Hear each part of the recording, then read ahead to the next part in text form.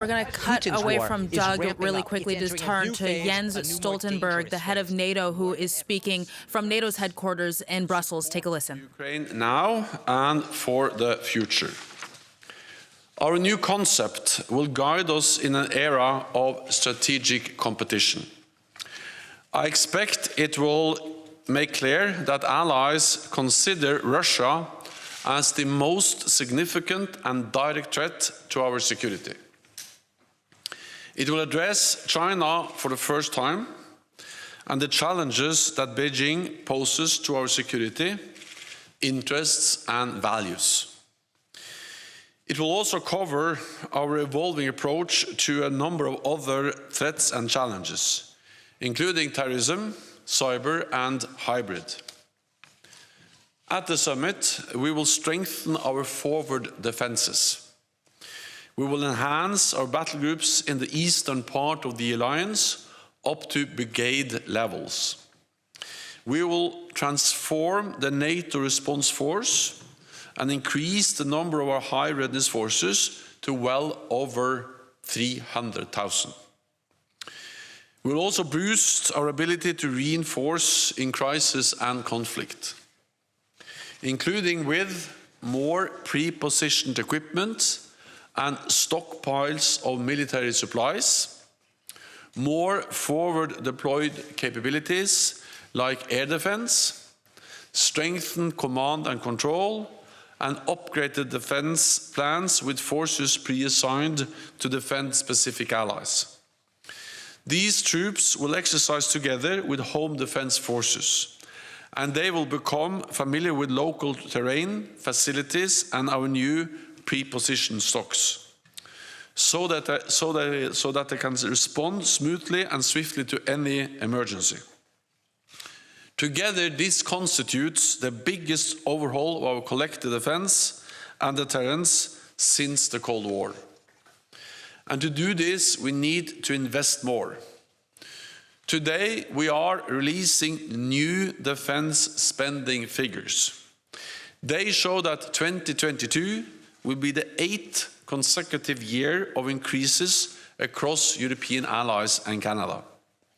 By the end of the year, they will have invested well over $350 billion extra since we agreed our defense investment pledge in 2014. 9 allies now reach or exceed the 2% target. 19 allies have clear plans to reach it by 2024, and an additional 5 have concrete commitments to meet it thereafter. 2% is increasingly considered a floor, not a ceiling. We will also agree to invest more together in NATO for the benefit of our security. The Ukrainian government and people continue to resist Russia's brutal war of aggression. Their courage and commitment are an inspiration, and I welcome that President Zelensky will join us at the NATO summit. NATO and allies have provided substantial support to Ukraine since Russia's illegal annexation of Crimea in 2014, including with military and financial aid and training of tens of thousands of Ukrainian forces. All of this is making a difference on the battlefield every day. And since the invasion in February, allies have stepped up even more, with billions of euros worth of military, financial and humanitarian assistance. At the summit, we will agree a strengthened comprehensive assistance package for Ukraine.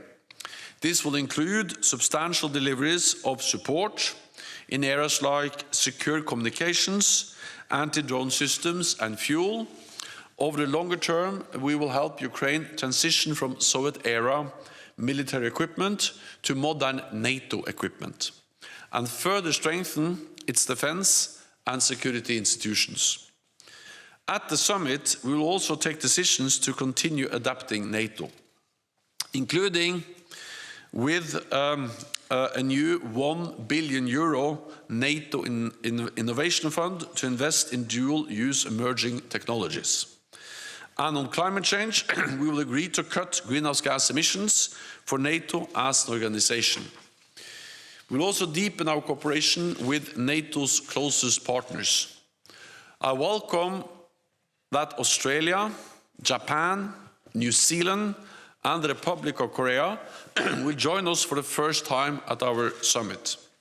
Georgia and the European Union will also take part, and we will adopt new packages of support for our partners Georgia, Bosnia and Herzegovina, and the Republic of Moldova, as well as Mauritania and Tunisia. We also aim to make progress on Finland and Sweden's historic applications for NATO membership, while ensuring the security concerns of all allies are addressed.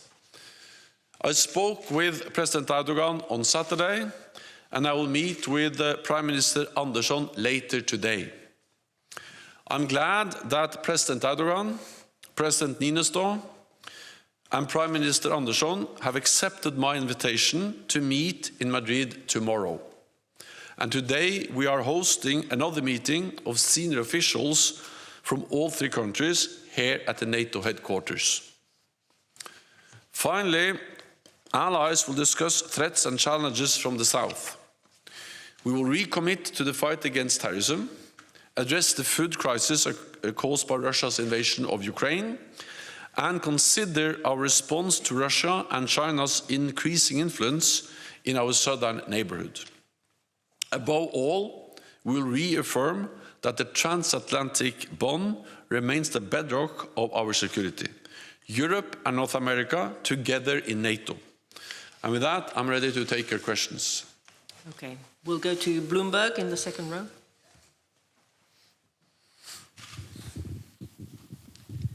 Thank you so much for the question, Natalia Drozdiak from Bloomberg. I just want to follow up on the meeting tomorrow between the leaders of Turkey, Sweden, and Finland. What do you expect from that meeting tomorrow? And is it still possible that Sweden and Finland could join the summit in Madrid as invitees? Thank you. So we have worked hard since Finland and Sweden applied for membership to ensure that they can join the alliance as soon as possible. At the same time, we need to take into account concerns expressed by allies, and in this case, clearly expressed by Turkey. And that's the reason also why we have intensified the dialogue with our ally Turkey and with Finland and Sweden over the last weeks. I spoke with President Erdogan on Saturday, and I will meet Prime Minister Andersson later today. And then I'm very, very glad that President Niinistö, President Erdogan, and Prime Minister Andersson will meet in Madrid tomorrow, and accepted my invitation to meet on the margins of the Madrid summit. The purpose of that meeting is, of course, to make progress of the accession of Finland and Sweden. I will not make any promises, but I can just assure you that we are working actively to ensure progress, because the applications of Finland and Sweden to join NATO, they are historic. It will strengthen the security of Finland and Sweden, it will strengthen NATO, and it will be something that will contribute to stability across the Euro-Atlantic area, Europe and North America. So the aim is to make progress, and then it's too early to say what kind of progress you can make by the summit. Okay, we'll go to French television in the last row. Yeah.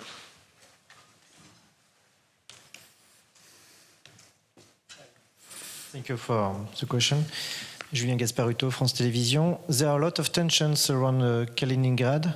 Do you think the threat is serious? Do you think that Russia could attack one of the Baltic states? And what could be the response of NATO if there would be an attack? Thank you. So NATO is there to protect and defend all allies, and we have increased our presence in the Baltic region. We have done that since 2014 with the battle groups, with higher readiness, with more air policing. But since the invasion of Ukraine, we stepped up further, and now we have more than 40,000 troops under direct NATO command, most of them in the eastern part of the alliance, and many of them in the Baltic region. The purpose of this increased presence is to send a message that we are ready to protect and defend every inch of Allied territory, including, of course, Lithuania and the other Baltic countries. And by doing that, we are providing credible deterrence.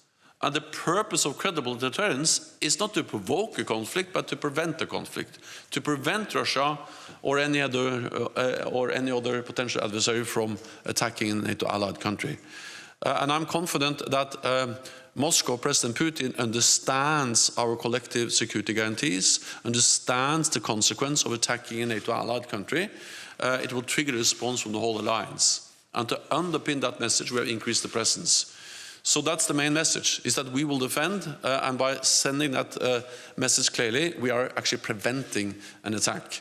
Then, of course, we are concerned about the military buildup in Kaliningrad. We have seen that over many years, also with highly advanced weapon systems. That's also partly the reason why we have modernized our armed forces, our capabilities, and also increased our presence in that part of the region. Let me also add that what we now see is that Lithuania are implementing EU-agreed economic sanctions. And NATO allies welcome the EU sanctions. NATO allies have also imposed sanctions on Russia. And these sanctions are important because they ensure that President Putin has to pay a price for this reckless, heinous, brutal military attack on Ukraine. Okay, we'll go to Frankfurt Allgemeine.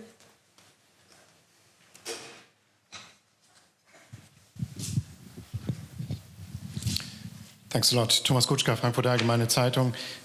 Secretary General, I have two questions following your introductory remarks. The first one, you've said that we will, or NATO will, enhance battle groups in the eastern part up to brigade level. Does that apply to all the 8 battle groups or just to some of them? Question number one. And question number two, on common funding. You've made the case to double the common budget last year, and that was met by significant resistance from a few member states. Now it appears that you're almost there, so it won't be doubled, but almost the budget. Could you please explain why this has changed in the meantime, and how this is related to the war against Ukraine and the new posture at the eastern flank? Thanks. First, the increased presence of the brigade level will be something we will do in some of the 8 countries where we today have battle groups. We don't have one size fits all. There are different needs in different countries, and we also need to see the whole regions as one and assess the total need for increased forward presence. But of course, this has to be understood in the light of what has already happened. Because since the invasion, we have doubled the size of the existing battle groups. For instance, Germany has increased their presence in Lithuania, UK increases presence in Estonia, and Canada and other countries increased presence in Latvia. So more or less doubled the size of the existing 4 battle groups we had before the invasion. Then we have doubled the number of battle groups from 4 to 8. And then we have added in more troops and forces, both on land but also sea and air forces. So this is a huge and significant increase of NATO's presence in the east. What we are doing now is that at the summit we will take decisions that will be transformative for our deterrence and defense, that will lead to the fundamental shift in the way we organize collective defense in NATO. And that will be built on many elements on sea, naval, cyber power. But when it comes to the land element, the main messages is partly to have up to brigade level forward presence. Germany in Lithuania is one example. I expect other allies to make similar announcements. Then it will be based on more forward deployed equipment, stocks, fuels, weapons, ammunition. And then it will be made up by pre-assigned forces in their home country, but these forces will train, exercise regularly in those countries where they are pre-designed to be deployed in times of crisis. And by doing that, we are fundamentally strengthening both our forward defense, but also our ability to quickly reinforce. It's quite, to move people goes quite fast. To move heavy equipment takes time, but with more forward deployed equipment, including also more forward deployed combat formations and more exercises, we will significantly increase our ability to defend and protect all allies also in the eastern part of the alliance. Then on common funding, well, first of all, I think we have to understand common funding as part of the broader efforts to increase defense spending. The big money will go to the national defense budgets. And we have an impressive story to tell. Back in 2014, when we agreed the Defense Investment Pledge, only 3 allies met the guideline of spending 2% of GDP on defense, and defense spending was also declining across Europe and Canada. Since then, defense spending has increased in all countries, and 9 allies now meet the 2% guideline, and in addition, some are very close to be at 2%. They are very close. And that will be, of course, the big numbers. But a part of that is what we spend together. And this is, of course, a reflection of the same challenges that has led to the commitment to invest more. But this is about spending smarter by spending together, investing in pre-positioned equipment, command and control, infrastructure, but also in support for partners. I will not go into the details. This is something which is now finalized as we prepare for the summit. But we agreed a year ago to do more together, and of course we will follow up on that when we meet in Madrid later this week. Okay, we had Imedi. Thank you very much. Mr. Secretary General, you said that the new strategic concept will describe Russia for the first time as the most significant and direct threat to alliance security. Does it mean that with this decision you will not... So it's not a space anymore for dialogue with Russia. It's not a relevant issue. And the question about Georgia, how NATO is going to enhance support for Georgia in this very difficult moment. You will meet our Prime Minister in Madrid. And what should we expect in the context of open door policy in the summit? Thank you very much. So Russia has walked away from the partnership and the dialogue that NATO has tried to establish with Russia for many years. They have done so not least by the brutal invasion of Ukraine, a blatant violation not only of international rule but also of all the documents and agreements we have signed with Russia to try to establish a framework for a meaningful dialogue with Russia. So the meaningful dialogue we worked for so many years, that's not on the table, that's not working, simply because of Russia's behavior. They have chosen confrontation instead of a dialogue. We regret that, but of course then we need to respond to that reality. And that's exactly what we do with the fundamental shift in our deterrence and defense, and all the other measures we take, not least to provide support to Ukraine from NATO allies and NATO. Then, of course, there is a need to still have lines of communications to prevent incidents and accidents, and also at some stage, hopefully, be able to engage in some kind of arms control efforts. But the dialogue and the partnership we strive for, we have to remember that, for instance, in the current strategic concept agreed at the Lisbon summit in 2010, and I attended that summit as a Prime Minister of Norway, at that time President Medvedev of Russia participated in the meeting, and we agreed in the strategic concept, which is still the current strategic concept until we agree a new one later this week. We state that Russia is a strategic partner. That will not be the case in the strategic concept we will agree in Madrid. I expect that allies will state clearly that Russia poses a direct threat to our security, to our values, to the rules-based international order.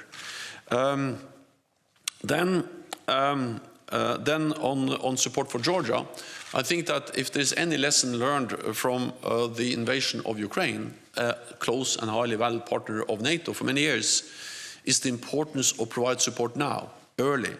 That support sooner is better than support later. Therefore, I'm glad that NATO allies provided support to Ukraine, training, assistance in many different ways since 2014. But if anything, we should do more, and we should also do more for other allies which are vulnerable for Russian coercion, Russian attempts to meddle in their domestic political affairs. And therefore, I expect at the summit we will agree to step up political and practical support to partners at risk from Russian interference. We will help them to build their capabilities and strengthen their resilience. For Georgia, we could increase our support by building on the substantial NATO-Georgia package, including in areas such as situational awareness, secure communications, resilience and cyber. We also have the NATO training center outside Tbilisi. We can step up the efforts there, and we can support Georgia in developing its own cyber capabilities and provide additional personnel to the NATO liaison office in Georgia. So support for Georgia and other allies that are vulnerable for Russian interference will be a key message from the NATO summit. Okay, we'll go to Spanish radio. Lady here, yeah. Good afternoon, it's Maria Caro with Radio Nacional de España. I would like to ask about... You're watching France 24. We just heard NATO chief Jens Stoltenberg ahead of the NATO summit, which will start on Tuesday, and which Volodymyr Zelensky will be addressing, as of course Ukraine will be topping the agenda there as well.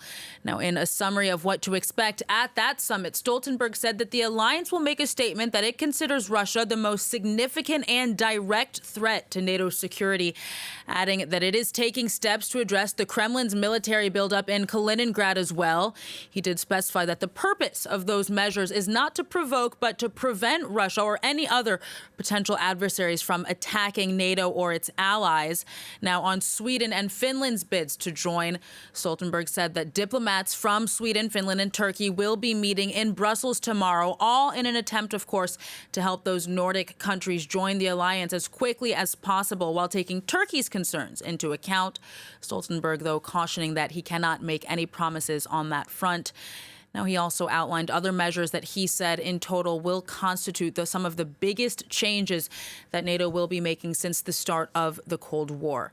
France 24 will be keeping an eye on that NATO summit, which begins Tuesday, of course, so do join us for that if you can. That's all for this bulletin. Thank you for joining us on France 24. More news and analysis continues.